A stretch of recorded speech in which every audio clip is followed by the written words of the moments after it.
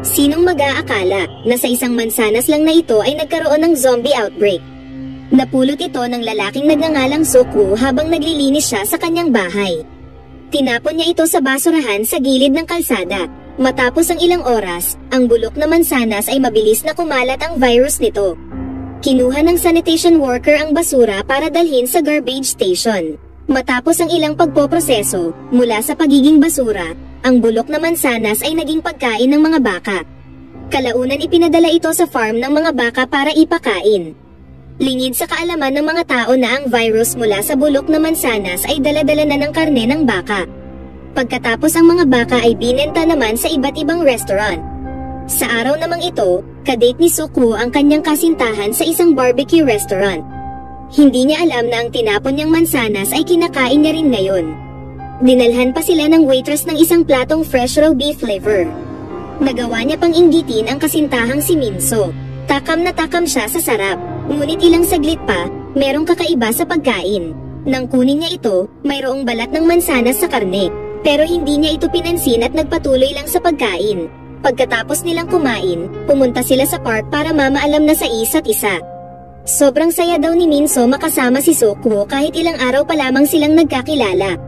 Ngunit nang ikikis na sana siya ni Sokwo, napansin ni Minso ang itim na ugat sa kanyang mukha.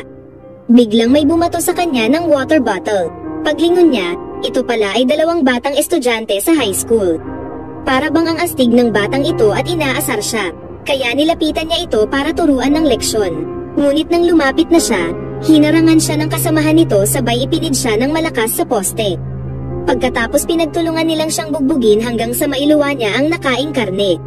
Agad tumawag ng pulis si Minso subalit ang hindi nila alam na si Sokwo ay unti-unti nang nagmumutate.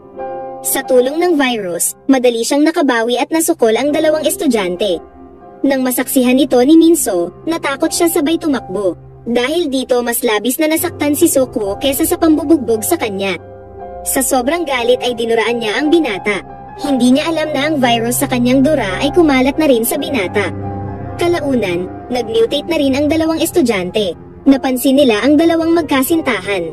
Dahan-dahan nilang nilapitan ito at pagkatapos ay inatake. Sa kabilang banda naman si Minso ay nagsimula na ring makaramdam ng hindi maganda. Sobrang sakit ng ulo niya at masama ang tingin sa kanya ng mga pasahero. Inisip niya na marahil ang nararamdaman niya ngayon ay dahil sa nahawa siya ni Minso ng sakit nito na hindi niya maipaliwanag kung ano. Tinawagan niya si Sokwo pero hindi rin ito sumagot. Sa mga puntong ito patuloy pa rin ang negosyo ng barbecue restaurant at mas maraming tao pa ang nakakain. Ang mga taong ito kalaunan ay nagsimula na ring maging bayolente. Ang ilan ay nagmutate na, ang ilan ay sumusuka, at ang ilan ay kinagat na ang sariling kapwa. Sa pangyayaring ito mabilis na kumalat ang balita sa media pero hindi nila matukoy ang pinagmulan ng outbreak. Akala nila isa lang itong simpleng lagnat. Bilang payo ng mga eksperto, ang mga epidemiologists ay nagsimulang i-euthanize ang poultry para pigilan ang pagkalat ng virus. Pero huli na ang lahat dahil kumalat na ng husto ang virus. Bumalik si Sokwo sa bahay at sinira niya lahat ng kagamitan. Sa sandaling ito ay bumalik na rin ang kanyang pamilya mula sa bakasyon.